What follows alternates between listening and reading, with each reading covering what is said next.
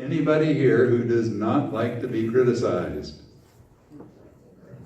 One hand, two, three, four. Oh, there are a few of us that don't like to be criticized. We get criticized all the time. Criticism is just, we build a culture of criticism sometimes.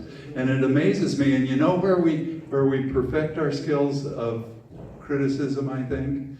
I think we perfect our skills of criticism in middle school. Why middle school? Why middle school? I think because middle school is when we're making that transition from being little kids and being cute to being adults and thinking we know it all. And we're trying to figure out who we are as adults. And that is a tough, tough question. And remember the Garden of Eden story when Adam and Eve looked at each other and said, whoops, we're different. One of us must be better than the other. That's middle school. We figure out we're different. Some of us like maybe getting into the automobile kind of a thing and doing auto shop, and some of us like to do the sports, and some of us like to do the music, and some of us like to do the drama. And we're all trying to figure out who's better than somebody else, and so we start putting each other down. That's how we called it when I was in middle school. We put each other down. It's, I want to get higher than somebody else, and the way to do that is to step on their head and put them down, or diss them, or cap them. We had a lot of words. Some of you remember some of those words of what we did to each other. It was when friends got together and they insulted each other. Even your friends you insulted, and you practiced it, and you tried to figure out who could cap somebody worse than somebody else. And you want to know, friends, true confession time? I'm really good at that. And as an adult, I find myself sometimes throwing out the humorous insult out of habit. Not that I mean it.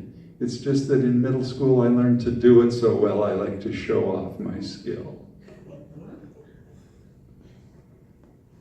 We practice saying rude and abusive things of one another's.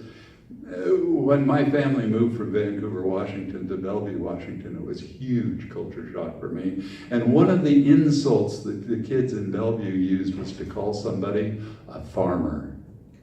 You're such a farmer.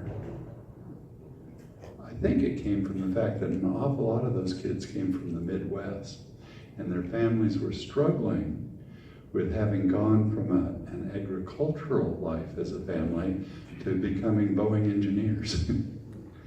And there was this kind of sense that we want to leave behind and discount what we had before. Well, to me, calling someone a farmer was really offensive because I'd grown up outside of Vancouver in farm country. Mr. Hutchins owned the hayfield that was behind, well, to the south and the west sides of my property. He also owned the apple orchard that was about a block away. Then the Bettisworth family, good friends of mine, owned the dairy that was just down the hill from my house. I knew that farmers weren't bad people. Farmers were the people who put the food on my table. And my family actually did a little bit of kind of gentleman farming on our property, and my grandparents both had little farm plots, so that wasn't their main income. So I didn't like it because I knew farmers had a lot to offer. In fact, the farmer, Mr. Hutchins, had taught me a whole lot. He taught me that farmers don't like it when kids pick the apples off their orchard and eat them. You want to know what farmers like even less? When kids have apple fights. They don't even eat the apples, they just throw them at each other. Mr. Hutchins taught me that it was okay for us kids to use the bales of hay in his hayfield to build forts, as long as we didn't break the bales. It was years later I finally figured out this was Mr. Hutchins' way of getting us to carry all the hay bales to one place so he could drive his truck up and load them. I mean, this guy wasn't dumb. Farmer isn't an insult, but to kids in Bellevue, it was an insult in those days. Mr. Hutchins also taught me how you plow a straight line in a field. He put a big rod at one end of his hayfield that was next to our house, and he welded an iron rod on the very front of his tractor. And when he started his first row of the field, he lined up those two rods. And if he kept his eye on those two rods, he got himself a straight first row. And once he'd done a straight first row, he could turn his tractor around and just keep the tire track of the new row and the tire track of the old row, and his field got done and he had a good yield. I remembered that lesson years later when I was reading the scriptures, and Jesus said, a person who sets his hand on the plow and looks back isn't worthy of the kingdom of God. If Mr. Hutchins had put his hand to his plow, which was pulled by a tractor, and had looked over his shoulder, he would not have had a straight row. If we're going to get to our goal, if we're going to walk the straight and narrow, we need to keep the hand on the plow, and we need to keep our focus forward. We need to know what the goal is. But now back to middle school. We divide ourselves into all these little groups, and even within our group, even though we choose the group because that's where we're accepted more or less, and because that's where we're pretty much comfortable, but within our group we still vie for superiority by insulting each other and criticizing each other, finding something wrong with the brand of shoes that you're wearing, or the color of shirt that you have on, or the way you wear your hair. All too often we practice our put-downs and our negative judgments. But Jesus said, don't judge. The English translation sometimes fancies it up with slightly different words, but in the Greek it's just plain, don't judge. As I've shared several times before I write my sermon, I always check a few sermons online to see what other pastors have to say, because they may have some really important thing that I would totally miss. And I was astonished what horrible sermons there are about this scripture. One pastor says, common sense implies that Jesus could not have meant what he said. I'm not preaching you a sermon that says Jesus didn't mean what he said. Another one says, he's commenting on how to judge. He's not forbidding judgment. Don't judge is telling us how we're supposed to judge, not telling us not to do it. Another pastor said, and I think he's right, that Jesus may have been moved to speak the way he did by the arrogant way the Pharisees around him were judging. They judged other people more freely than they judged themselves. They judged by the letter of the law rather than the spirit of the law, because they were the ones trained in the law that knew how to find the loopholes. They used the law in a way to step on the heads of others, to elevate themselves. A common prayer among the Pharisees was, God, I thank you that I'm not like the other people. The extortionists, the unjust people, the adulterers, or even as this tax collector. What did Jesus do? Jesus invited himself to dinner at a tax collector's house. But those who were righteous Pharisees judged the tax collector in order to make themselves look good. The word judge in Greek, by the way, does mean judge, but it means judge in a sense of separating, of dividing the just from the unjust, the sheep from the goats. And I've never figured out which were right in the sheep and the goats. I think they're both pretty handy animals to have around.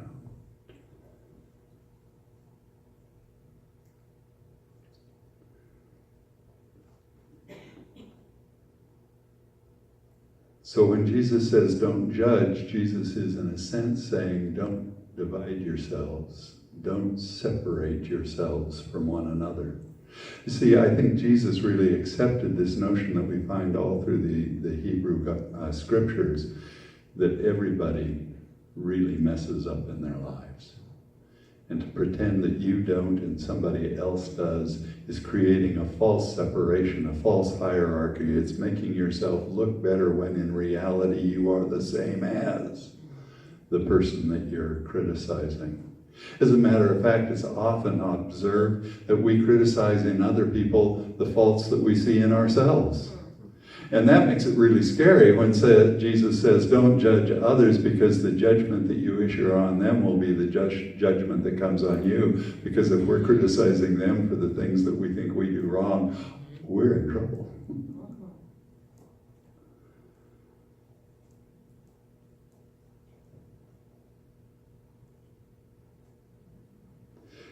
When I was at the pastor of the Rainier Beach United Methodist Church, I was so excited because they had the potential for a really great youth group. They had about 24 kids. I went from Capitol Hill, where we had one kid. He was 16. We had a couple hundred kids at Rainier Beach, and they were divided into kids that attended 2 different middle schools and 2 different high schools. And those schools were in 2 different school districts, Seattle and Renton. And I thought to myself, oh, we're going to have these school rivalries going on. Well, when we got these kids together, we had rivalries, all right. But it had nothing to do with school. It had to do with music. Music. Because we had some kids that really, really liked rap, and we had some kids that really, really liked rock, and they divided into 2 groups, hard rock and punk rock. I don't know the difference. And then we had the one kid who liked country western, and he always liked something different than everybody else, so that was pretty much predictable. And they started doing their put-downs of one another based on their music, but like put-downs frequently do, they got to the point where they were no longer funny, fun put-downs among friends. They were really mean and harsh, and my music is better than your music, and I can't understand how you would ever listen to that stuff. We often say, what would Jesus do? I looked at what Jesus did, and what Jesus always did is when he found divisions between people, he tried to find ways to build bridges and bring reconciliation, and he asked us to do that sort of thing. And so I thought to myself, how can I use this music to help this group grow in their understanding and faith? So I implemented a monthly music night, and on music night, one group was selected randomly from the group to prepare. They were selected ahead of time to prepare a song to bring on music night, a song that was important and meaningful to them. And they had to tell it to me a week ahead of time so that I could have the lyrics all typed up and duplicated so we could pass it out. And we came together and we listened to the song once without the words in front of us. And then we listened to it another time with the words in front of us. And then we listened to it another time, and all of the members of the group, except the person who selected it, got to share their observations about it. And then the person who brought it got to share what it meant to them. It was a remarkable thing. After a few months of doing this, they started to appreciate each other's music, but more than that, they started to appreciate each other, because in hearing why that music was important to them, they learned something about the soul of the other member of the group. And the group became a very, very tight group, really enjoying each other, and they had a lot of fun. But we had a couple parents that helped with the youth group. They had 2 sons, one middle school and one high school were in the group, and their high school son was invited to bring a song to music night. And the mother got a hold of me a couple weeks before his night and said, we can't let him do this. We can't let him do this. This is a way to say to kids, be who you are. And you're telling me, I said, why can't we do it? She says, I'm pretty sure I know what song he's going to bring, and it's horrible. He was a punk rock kid. And she told me what song it was, so I got a hold of it, and I listened to it, and it had awful, political, abusive, mean, vile, vicious lyrics to it. And I thought, yeah, if he was my son, I probably wouldn't want to bring him to Stong either. But I said to the parents, I said, what I want you to, I said we were going to do it. And they said, well, we can't come then. And I said, I want you to come, and I want you to promise me that you won't say a word. Dad was a high school history teacher. So when he listened to these vile political things, he was outraged. But they promised me they'd come. They promised me they wouldn't say a word. And we went through the whole long process. And when it came to their son's time to share why this was important to him, he shared about how they had studied World War II in a history class, and how the images in this song made real for him the horrors of Nazi Germany, and how it made him feel like he wanted to go into politics so he could keep anything like that from ever happening to the United States. And after it was all over and we'd gone home, I called the parents and I said, what did you think? And his dad said, I didn't know my son knew that stuff. And I didn't know he could think like that. For the first time, Dad began to see his son as a thinking adult human being. He went from judgment to understanding to admiration. We get tired of criticism, but we don't use, I don't, let's not say we, let's say I have a harder time getting tired of criticizing. I can tell you all the flaws in my spouse like you wouldn't believe, and if I can find them in my spouse, you should hear what I know about my kids. And I have to really, really work at not criticizing, but seeking to get to know who they are and why they're doing the things they're doing, and what it means to them. I could go too long with this sermon here. Too often, my criticisms come because I don't understand what the other person knows. I don't understand what the other person knows. I allowed communion to be served with alcohol in my first church on Capitol Hill one Sunday, because I didn't understand how many in that congregation came to Methodist churches because we use grape juice and they're alcoholic. I sinned deeply, not by intent, but by ignorance. And I don't drink, by the way, for anybody who wonders. I just don't drink. Decision I made early in my life. And I remember feeling things about how superior I was to have an open mind, to be a non-drinker that thought it was okay to drink. And that Sunday I learned that it's not always okay. It's not always okay, and we need to know each other, and we need to get to understand each other. In this congregation, our nominating committee has decided to start a new committee in the church, a committee on accessibility. It's going to ask questions like, does Gertie need a place that she can put her wheelchair in the back that doesn't put her outside of the pew area? Do we need to have a couple more of those for other people who may have impairments? Do we maybe need to have large print bulletins for people who have increasing difficulty reading things? Do we need to struggle? Yesterday we had a memorial service here. We had 2 people in wheelchairs. And to get from the sanctuary where we had the service to the basement where we had the reception in a wheelchair, it was a beautiful day. I escorted those 2 women down there. We had delightful talks. We became friends. It was a gorgeous opportunity. I think in January during a storm it won't be as pleasant.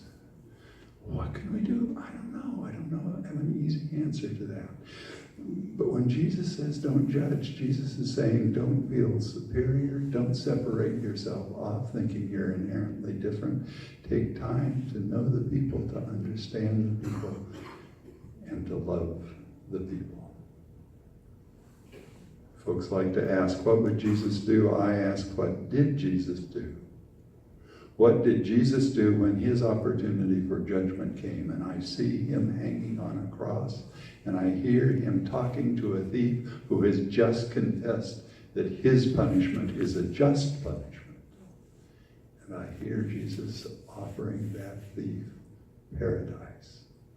And I see Jesus offering those who drove in the nails forgiveness. And I think Jesus was serious when he told Melvin Woodworth to stop judging. And I commend to you that challenge of our faith. Can we stop judging and learn to love? Amen. Amen.